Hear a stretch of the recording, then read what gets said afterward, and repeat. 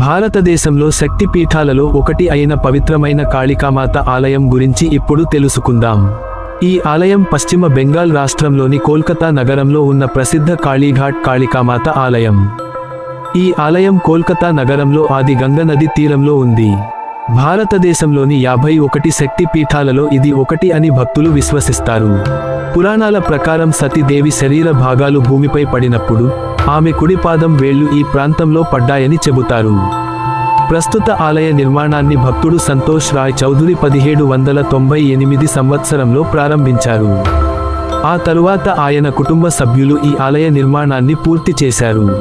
ఈ ఆలయ నిర్మాణం సుమారు 11 సంవత్సరాలు కొనసాగి 1809 సంవత్సరంలో పూర్తయింది. అంటే ఈ ఆలయానికి సుమారు 200 సంవత్సరాల కంటే ఎక్కువ చరిత్ర ఉంది. ఈ ఆలయంలోని కాళికామాత విగ్రహం చాలా ప్రత్యేకంగా ఉంటుంది. ఆమెకు 3 పెద్ద కళ్ళు, పొడవైన నాలుక మరియు 4 చేతులు ఉంటాయి. ప్రతిరోజు వేలాది మంది భక్తులు ఇక్కడికి వచ్చి అమ్మవారి ఆశీర్వాదం పొందుతారు. ఈ ఆలయంలో ముఖ్యంగా జరిగే ఉత్సవాలు కాళీ పూజ, దీపావళి కాళీ పూజ, నవరాత్రి ఉత్సవాలు, స్నాన్ యాత్ర పూజ. ఈ పండుగల సమయంలో లక్షలాది మంది భక్తులు ఆలయానికి వస్తారు. ఈ విధంగా కోల్కతాలోని కాళీఘాట్ కాళికామాత ఆలయం శక్తి పీఠాలలో ఒకటిగా ప్రపంచవ్యాప్తంగా ప్రసిద్ధి పొందింది. భక్తులు అమ్మవారి కరోనా కోసం ఇక్కడికి వచ్చి పూజలు చేస్తారు.